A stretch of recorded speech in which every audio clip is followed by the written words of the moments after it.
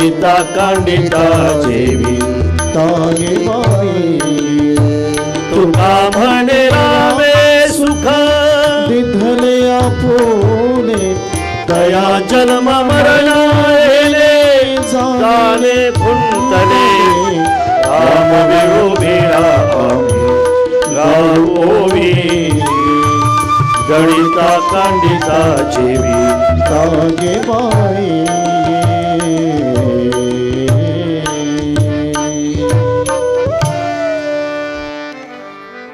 रामराज्य येतं.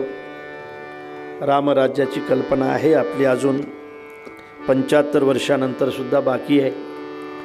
या देशामध्ये रामप्रभूचं राज्य यावं ही सगळ्यांची अपेक्षा आहे. रामराज्य येण्यासाठी ज्या राज्यामध्ये जोपर्यंत गाईचं रक्त सांडत राहील तोपर्यंत रामराज्य कसं असेल.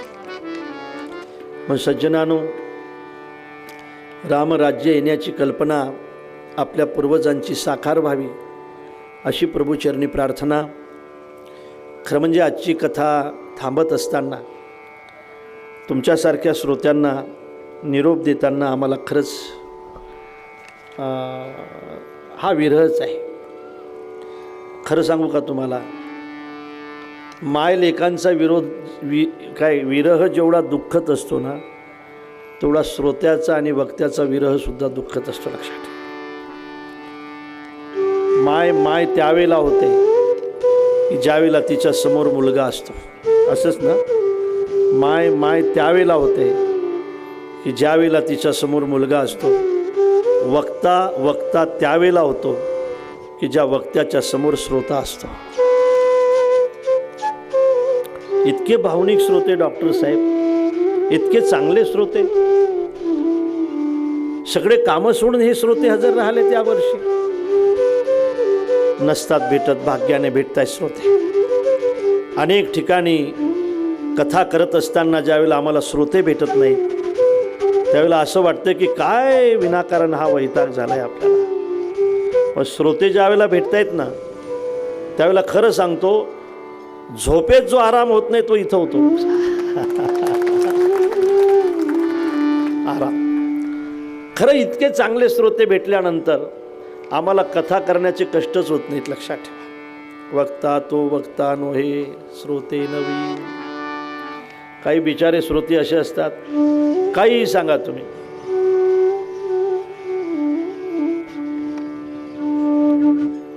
अरे बा हसणं थोडासा प्रसंग हसायचा आहे ना, फुटली गौरी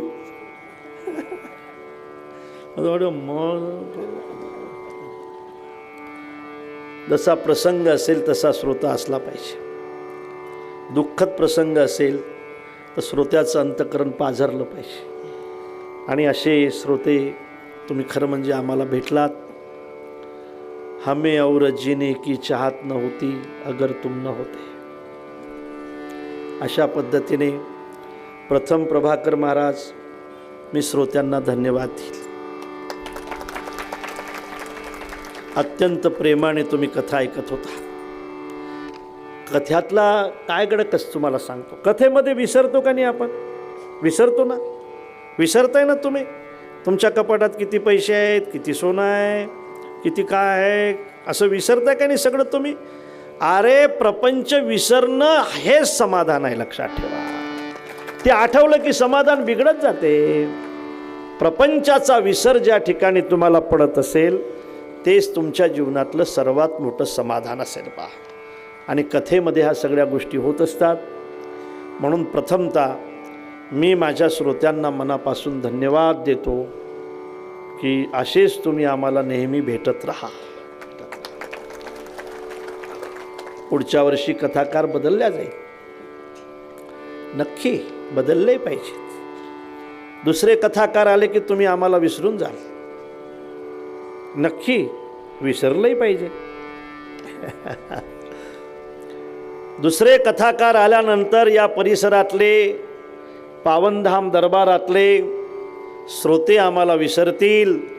पण मी तुम्हाला नक्की सांगतो की मी पवनधाम दरबारातल्या श्रोत्यांना कधी विसरणार नाही.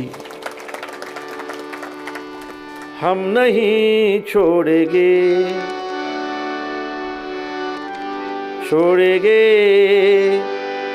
दम मगर तेरा साथ ना छोड़े हे दोस्ती. ही दोस्ती आहे. म्हणून प्रथमतः मी श्रोत्यांना मनापासून धन्यवाद देतो. या ठिकाणी प्रभाकर महाराजांनी आम्हाला पुन्हा येण्याचा आग्रह केला आणि तुम्हीसुद्धा सगळ्या विश्वस्त मंडळीने, सगळ्या कार्यकर्ते मंडळीने त्याला दुजोरा दिला. म्हणून ही कथा या ठिकाणी आली. त्यांनाही मी धन्यवाद देतो. कथा करत असताना माझ्या दादांनो पुन्हा पुन्हा बंद करे ते. पुन्हा पुन्हा सांगण्याची गरज नाही.